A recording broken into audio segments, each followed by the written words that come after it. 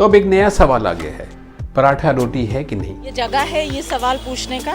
नहीं, आप बताइए, ये जगह है क्या ये सवाल पूछने का? चैनल के लिए नए हैं तो हमें सब्सक्राइब कीजिए और बेल आइकन को प्रेस करिए, क्योंकि घंटी बजी जंगल जंगल जंगल जंगल। तो सरकार ने उसका जवाब दिया है कि पराठा रोटी नहीं है और पराठे को जीएसटी के 18% के स्लैब में रख दिया गया है। रोटी पे टैक्स की रेट है सिर्फ 5%। घबराइए मत, हम आपके रोज के पराठे की बात नहीं कर रहे, ये फ्रोजन पराठे और रोटी के बारे में बात हो रही है। और ये रूलिंग है Gujarat appellate authority for advance ruling यानी कि AAAR की, जिसने पराठे और रोटी में अंतर किया है। AAAR ने Gujarat authority for advance ruling के पहले के आदेश को अपहेल किया है, जिसमें कहा गया था कि पराठा को पूरी तरीके से पक के लाल होने में 3 से 4 मिनट का समय लगता है और उसमें गेहूं की मात्रा भी 36 से 62% के बीच में ही होती है, इसलिए ये रोटी से अलग है। ये डिस्प्यूट का केस वाडीलाल इंडस्ट्रीज ने डाला था, जो पराठे का एक बहुत बड़ा मैन्युफैक्चरर है। बढ़ती महंगाई में जिस तरीके से रोजमर्रा की चीजों पर टैक्स लगाया जा रहा है या उनको हायर टैक्स ब्रैकेट में डाला जा रहा है, उससे आम लोगों के लिए काफी परेशानी खड़ी हो रही है। हालांकि जीएसटी ने अभी 5 साल पूरे कर लिए हैं, पर कई सारे विवाद अभी भी चल रहे हैं, जैसे पैराशूट नारियल तेल है या हेयर ऑयल, डाबर लाल दंत मंजन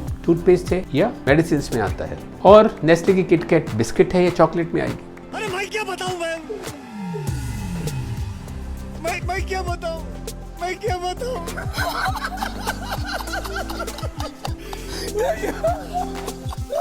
ये सब भी विवादों की श्रेणी में है और इसमें भी फैसला आना बाकी है। मदर डेयरी और अमूल ने भी अपने दूध के दामों को 2 रुपए से बढ़ा दिया है, पर सबसे अच्छी बात है कि ये फैसला गुजरात में लागू नहीं होगा और बेचारे राष्ट्रभक्ति में कोई योगदान ही नहीं दे पाएंगे।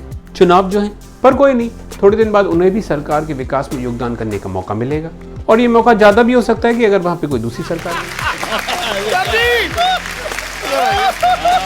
इससे पहले 16 अगस्त को भी दूध के दाम 2 रुपए से बढ़े थे।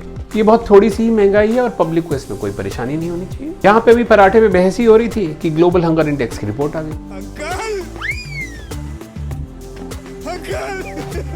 और मोदी जी की इमेज खराब करने के लिए अंतर्राष्ट्रीय साजिश चल रही है। और इस साल भारत 121 देशों की सूची में 107वें स्थान पर है। लास्ट ईयर के 101 से 6 स्थान नीचे, और हमारे पड़ोसी भी हमसे ऊपर हैं, जिसमें श्रीलंका पाकिस्तान भी शामिल है। पिछले साल हम लोग 101वें स्थान पे थी और इस साल मोदी जी की मेहनत की वजह से हम लोग 107वें स्थान पर आ गए और पाकिस्तान और श्रीलंका जैसे देश भी हमसे आगे। ग्लोबल हंगर इंडेक्स में कम स्कोर का मतलब है कि देश अच्छा परफॉर्म कर रहा है और ज्यादा स्कोर का मतलब है कि वो देश काफी सीरियस कंडीशन में है। इस इंडेक्स को शुरू करने का मकसद ये था कि यूएन के 2030 में जीरो हंगर के लक्ष्य को मॉनिटर किया जा सके, और ये यूएन के सस्टेनेबल डेवलपमेंट गोल्स में भी आता है और इसी वजह से कुछ अमीर देशों को इसमें शामिल नहीं किया जाता है। इस रिपोर्ट को पब्लिश करती है कंसर्न वर्ल्ड वाइड और वेल्थ हंगर हेल्फी, और ये रिपोर्ट देशों को सीवियरिटी के हिसाब से रैंक करती है। ग्लोबल हंगर इंडेक्स के बारे में अगर ज्यादा जानना चाहें तो आप हमारा पहले का वीडियो देख सकते हैं। इस रिपोर्ट के मुताबिक हंगर का मतलब है कि सही मात्रा में कैलोरी ना पहुंचने की वजह से होने वाली डिस्ट्रेस, जिसकी वजह से रोजमर्रा के काम प्रभावित होते हैं। इस इंडेक्स में 4 इंडिकेटर। सबसे पहला इंडिकेटर है अंडर नरिशमेंट, यानी जनसंख्या का वो भाग जिसका कैलोरी इनटेक सफिशिएंट नहीं है या इनएडिक्वेट फूड अवेलेबिलिटी। दूसरा है चाइल्ड वेस्ट, यानी 5 साल से कम उन बच्चों की संख्या जिनका वजन उनकी लंबाई के हिसाब से कम है, जो एक्यूट अंडर न्यूट्रिशन को दिखाता है। चाइल्ड स्टंटिंग, यानी 5 साल से कम उन बच्चों की संख्या जिनकी लंबाई उनकी उम्र के हिसाब से कम है, जो क्रॉनिक अंडर न्यूट्रिशन दिखाता है। और आखिरी में चाइल्ड मोर्टेलिटी, यानी उन बच्चों की संख्या जो 5 साल पूरे नहीं कर पाते, जो रिफ्लेक्ट करता है इनएडिक्वेट न्यूट्रिशन को और अनहेल्दी एनवायरनमेंट को भी। 9.9 से कम या बराबर को लो कैटेगरी हंगर, 20 से 34.9 पॉइंट वाले देश सीरियस कैटेगरी में आते हैं और 50 से ऊपर एक्सट्रीम अलार्मिंग कंडीशन वाले देश होते हैं। इंडिया का स्कोर 29.1 है, जो सीरियस कैटेगरी में आता है, और नेपाल, पाकिस्तान, श्रीलंका और बांग्लादेश सब हमसे आगे हैं।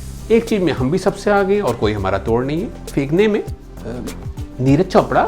और यहाँ भी नेहरू जी ने मोदी जी को काम करने नहीं दिया होगा। 2000 में हमारा स्कोर 38.1 था, जो उसके बाद हर साल कम होता गया और 2014 में हमारा स्कोर 28.2 हो गया था, और उसके बाद फिर नेहरू जी की मेहरबानी से हमारे देश का स्कोर बढ़ता चला जा रहा है। क्या मैं पूछ सकता हूँ ये सब क्या हो रहा है? नहीं। हालांकि इन 4 में से 2 इंडिकेटर्स में हमने थोड़ा सुधार भी किया है। भारत ने अंडर 5 मोर्टेलिटी में काफी सुधार किया है और चाइल्ड स्टंटिंग में भी सुधार किया है, पर अंडर नरिशमेंट बढ़ा है और चाइल्ड वेस्टिंग में भारत का स्कोर बहुत चिंताजनक है और 3 दशक पहले जो हमारा स्कोर था उससे भी ज्यादा खराब। 19% स्कोर के साथ हमारा स्कोर सभी देशों में सबसे खराब है। अब भारत में महामानव का शासन और उसमें ऐसी जरूरत, ये मजाक।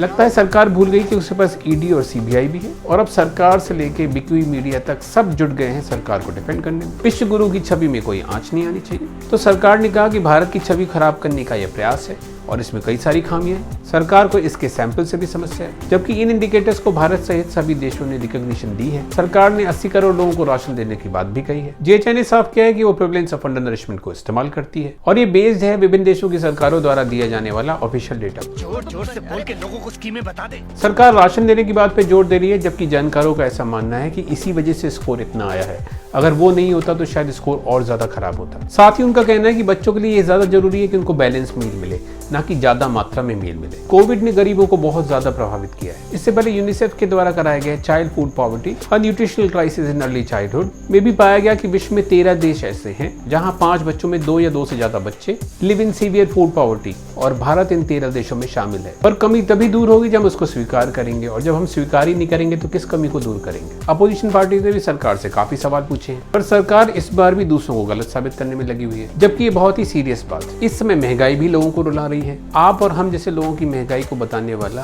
कंज्यूमर प्राइस इंडेक्स अगस्त में 7 और सितंबर में 7.41% पर था, यानी कि जो आपको पिछले साल 100 रुपए की चीज मिली थी वही चीज आज आपको 107 रुपए 41 पैसे में मिलेगी। सब्जियां, दाल, मसाले और दूध की कीमतों में बढ़ोतरी अपने आप में एक समस्या पैदा कर रही है। यही व्यापारियों के लिए महंगाई नापने वाला होलसेल प्राइस इंडेक्स लगातार 10% से ऊपर चल रहा है और सरकार का कहना, मुझे नहीं लगता मैं इसमें आपकी हेल्प भी कर पाऊंगा, इसलिए मैं तीसरी बड़ी खबर है हिंदी में मेडिकल की पढ़ाई। मध्य प्रदेश गवर्नमेंट ने मेडिकल की पढ़ाई को हिंदी में शुरू करने का एक प्रोजेक्ट शुरू किया है। सरकार ने बहुत ही फैनफेयर के साथ इसको लागू किया और अंग्रेजी शब्दों को सिर्फ हिंदी में लिख दिया गया है, यानी कि देवनागरी में ट्रांसलेट कर दिया गया है। जबकि हिंदी में पढ़ाई का मतलब है कि सभी टर्म्स का इस्तेमाल भी हिंदी में ही हो। कहीं ज्यादा अच्छा होता कि उन्हीं संस्थानों में अंग्रेजी सुधारने की व्यवस्था की जाती। चिकित्सा विज्ञान ऐसी फील्ड नहीं जिसमें कुछ भी डाल दो, क्योंकि इन्हीं लोगों को आगे चल के हम लोगों का इलाज करना है। और क्या हिंदी में पढ़ा के ही हम आत्मनिर्भर हो पाएंगे? कौन है ये लोग, कहाँ से आते हैं? अन्य भाषाओं में भी इसको शुरुआत करने की सोच रही है। Federation of Indian medical association के एडवाइजर का मानना है कि इससे सब पार मेडिकोज बनेंगे। उनका ये भी कहना है कि हिंदी में आई किताबों का स्टैंडर्ड फॉरेन राइटर्स के द्वारा लिखी जाने वाली किताबों के स्टैंडर्ड से काफी कम है और मेडिकल के क्षेत्र में रोज रोज होने वाली नई खोज कैसे पहुंच पाएगी। सरकार पूरे देश में 12वीं तक एक जैसा कोर्स पढ़ा के भी एक स्टैंडर्ड कर सकती है।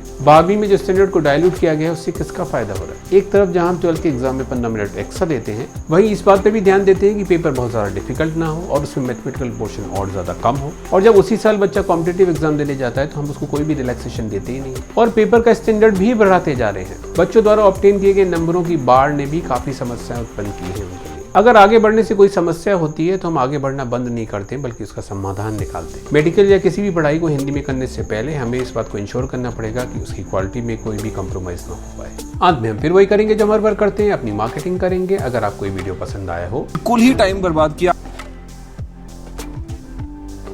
अगर आपको ये वीडियो पसंद आया हो तो इस वीडियो को लाइक करिए, हमारे चैनल को सब्सक्राइब करिए, बेल आइकन को प्रेस करिए जिससे आपके पास सारे नोटिफिकेशन भी आए।